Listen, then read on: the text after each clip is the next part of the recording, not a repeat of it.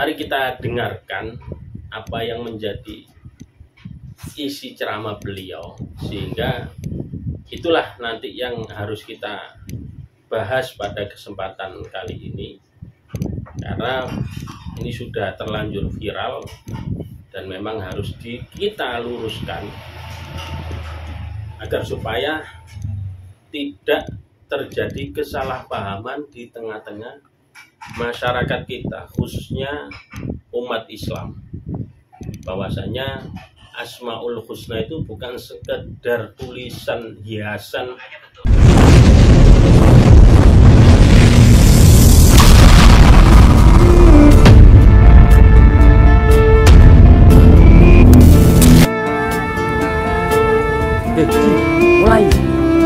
mulai tak? Ya, sip. Bismillahirrahmanirrahim. Assalamualaikum warahmatullahi wabarakatuh. Jangan lupa like, comment, and share, apalagi subscribe. Dukung terus channel kami Riza Manisi supaya kedepannya agar lebih baik lagi. Dan jangan lupa kritik dan saran di kolom komentar kami untuk membangun kedepannya. Terima kasih. Assalamualaikum warahmatullahi wabarakatuh.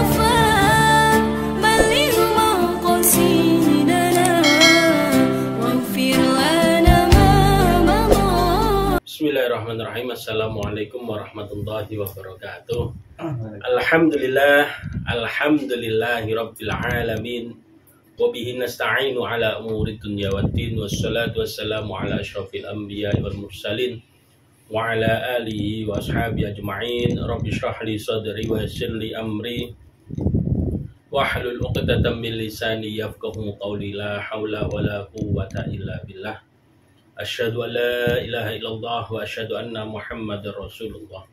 Allahumma shalli ala sayyidina Muhammad wa ala alihi wa sahbihi ajma'in, amma ba'd. Alhamdulillah, pada kesempatan kali ini kita dapat berjumpa lagi di channel YouTube kami Riza Manisi, yang mana beberapa waktu yang lalu saya sempat mendengarkan satu ceramah atau satu pengajian yang mana dibawakan oleh seorang tokoh agama, ya.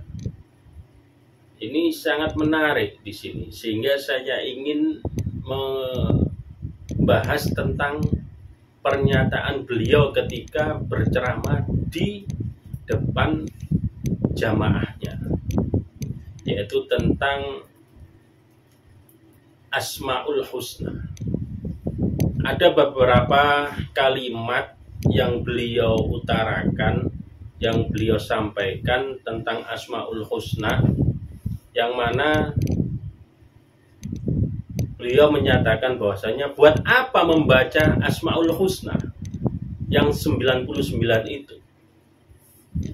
Poin yang kedua yaitu, makanya di pengajian saya ini tidak ada membaca Asmaul Husna. Jadi pertama dia itu menanyakan tidak ada pentingnya kita membaca Asmaul Husna. Yang kedua ditekankan lagi, sehingga di pengajian beliau itu tidak ada membaca Asmaul Husna. Poin yang ketiga, buat apa dibaca Asmaul Husna? Tidak perlu dibaca, diamalkan saja langsung. Yang poin keempat, buat apa dihafalkan Asmaul Husna itu, buat apa? Tidak ada artinya. Toh nantinya tidak ada tes di akhirat. Nah, ini yang menarik ini. Jadi kita nggak perlu menghafal Asmaul Husna karena tidak ada tes nanti di akhirat. Tapi kita, kata beliau ini, langsung aja amalkan apa isi Asmaul Husna. Nah, ini nanti saya bahas di sini. Ini menariknya di sini. Contohnya apa? Salah satu ada kalimat as-sabr. As-sabru. Buat apa dihafal as-sabru? Dipraktekkan langsung saja. Artinya apa? Sabar. Ya harus sabar. Ya. Sama dengan Al-Latif yang maha lembut, yaitu Allah. Ya, Asmaul Husna kan yang maha lembut, Al-Latif Allah. Buat apa dibuat wirid dzikir ya Allah ya Latif ya Allah ya Latif? Nggak perlu. Ya, tapi dipraktekkan saja supaya kita menjadi orang yang lembut. Bagaimana caranya? Seakan-akan kalimat seperti ini benar, tapi pada dasarnya tidak benar. Ya, kalau kita teliti tidak benar kalimat-kalimat seperti ini. Dia menafikan Asmaul Husna, tapi kita disuruh langsung mempraktekkan. Bagaimana kita mau mempraktekkan Asmaul Husna, mengenal saja tidak tahu, belum mengenal. Syarat mengenal itu harus ya membaca, mengetahui isinya.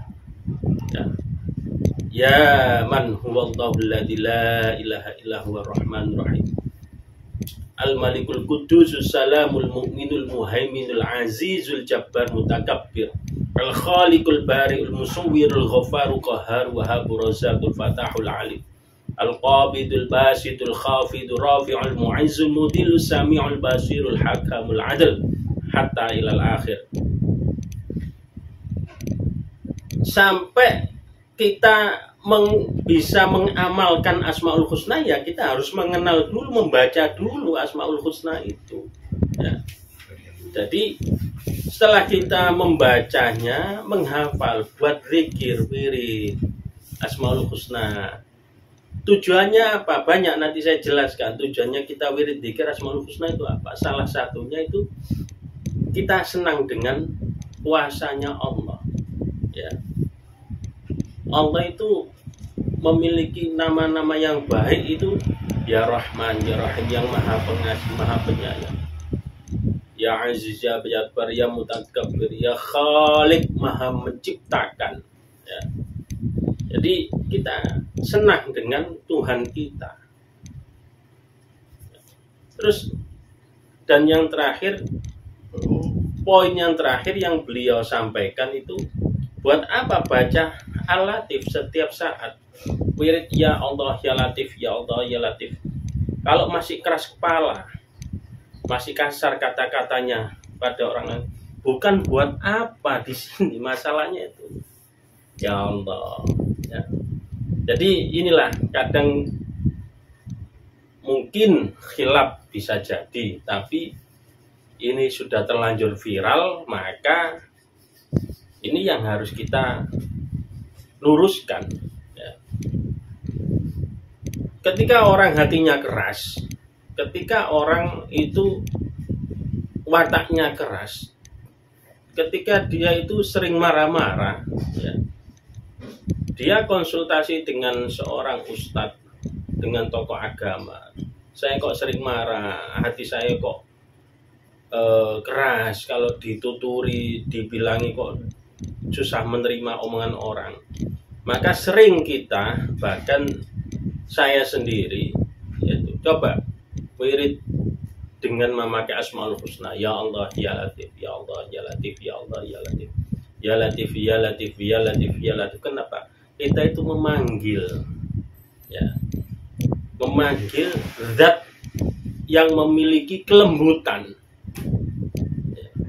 Berarti Asmaul Husna itu bukan kalimat yang biasa, tapi yang luar biasa. Kita wirid, kita zikir, kita itu sebenarnya mengesahkan, mengutamakan zat yang memiliki kekuatan dari segalanya di situ. Apa contohnya? Ya Latif, yang memiliki kelembutan. Apa lagi? Yang kita minta apa? Berilah kelembutan hati saya ya Allah. Ya Allah ya Latif. Ya Allah ya Latif. Ya Allah ya Ghafar, yang maha memberikan pengampunan. Ya. Ighfir dzunubana ya Allah. Ampunilah dosa saya ya Allah. Seperti itu. Jadi kok sampai dia menafikan tidak perlu kita membaca ataupun mengamalkan menghafalkan Asmaul Husna, tapi langsung saja amalkan. Bagaimana rumusnya? Seorang disuruh untuk praktek bongkar mesin, tapi dia tidak dikenalkan, oh ini busi, oh ini busi, oh ini karburator, oh ini mesinnya, oh ini kabelnya. Bagaimana kita langsung mau membongkar mesin itu, memperbaiki mesin itu, kalau mesin motor itu, kalau kita tidak tahu perangkatnya satu persatu, namanya satu persatu. Sama halnya ketika dia membicarakan, tidak perlu kita membaca Asmaul Husna, tidak perlu kita menghafal Asmaul Husna, langsung saja amalkan. Bagaimana kita mengamalkan? Kita tidak tahu isi dari Asmaul Husna itu sendiri. Saudaraku yang dirahmati oleh Allah, mari kita dengarkan apa yang menjadi isi ceramah beliau, sehingga itulah nanti yang harus kita bahas pada kesempatan kali ini, karena ini sudah terlanjur viral dan memang harus kita luruskan agar supaya tidak terjadi kesalahpahaman di tengah-tengah masyarakat kita, khususnya umat Islam, bahwasanya Asmaul Husna itu bukan sekedar tulisan hiasan yang mana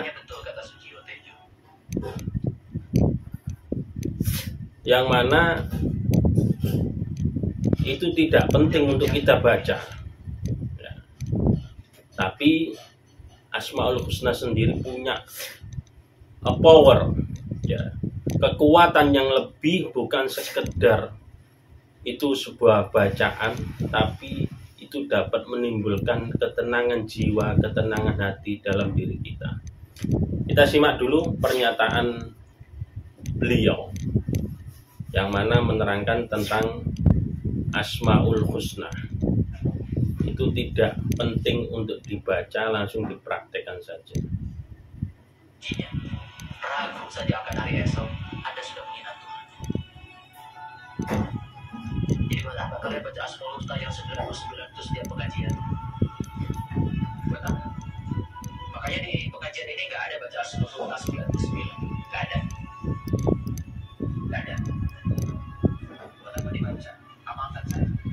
Ar-Rahman, Ar-Rahim, Al-Malik, Al-Mustafa, praktekkan dalam hidup benar Asmaul Husna. Buat apa dihafal 99? Tidak ada tes kok di akhirat hafalan Asmaul Husna. As-Sabur buat apa dihafalkan? Praktekkan jadi orang sabar. Al-Wasi buat apa dihafal? Praktekkan jadi orang yang luas. Al-Latif praktekkan jadi orang yang lembut. Buat apa baca Al-Latif setiap saat tapi masih keras kepala, masih kasar kata-katanya pada orang lain? Buat apa?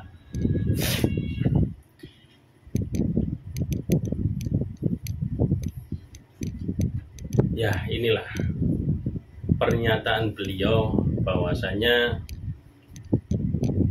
apa yang seperti saya sampaikan tadi, buat apa kita membaca atau mempelajari, bahkan menghafal Asmaul Husna? Buat apa?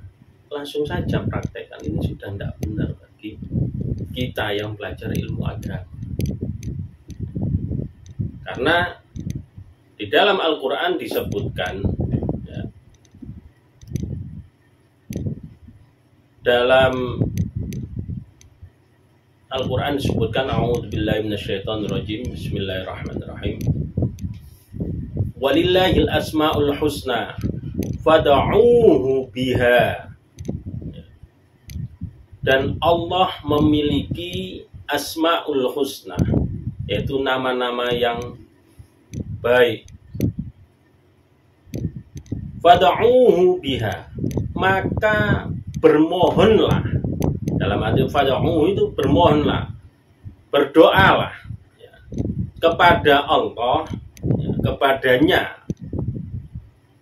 biha, dengan menyebut Asmaul Husna, dengan menyebut. Jadi inilah kegunaan kita membaca atau menghafal Asmaul Husna. Bagaimana kita mau melaksanakan perintah Allah dengan menyebut Asmaul Husna kalau kita tidak pernah membaca ataupun tidak pernah kita menghafal Asmaul Husna, ya. Maka kita harus tahu tujuannya kita membaca itu apa, ya. Tujuan kita itu menghafal itu apa? Jadi tadi agar supaya kita berdoa itu fad'uhu, memintalah kepada Allah, memohonlah kepada Allah, berdoalah kepada Allah biha, dengan kita menggunakan Asmaul Husna. Jadi salah satu doa kita supaya dikabulkan oleh Allah itu ya dengan wasilah tawasul dengan menggunakan Asmaul Husna. Makanya ketika kita berdoa maka kita harus menghafal juga, bukan langsung praktek. Ya Allah ya Rahman, ya Allah ya Rahim, ya Allah ya Malikul Qudusus Salamul Mu'minul Muhaiminul Azizul Jabbar Kabir. Ya Allah ya Fatah, iftah lana abwaba rahmah, abwaba ni'mah, abwabal barakah, abwabal quwwah, abwabal maghfirah wa abwabal jannah.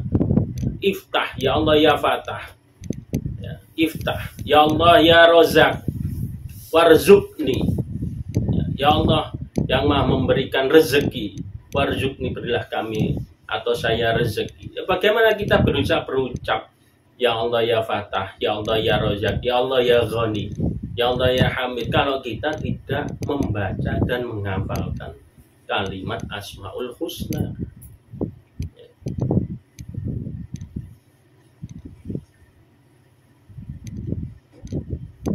Ada satu riwayat hadis yang luar biasa ini. Ini sebagai jawaban ya.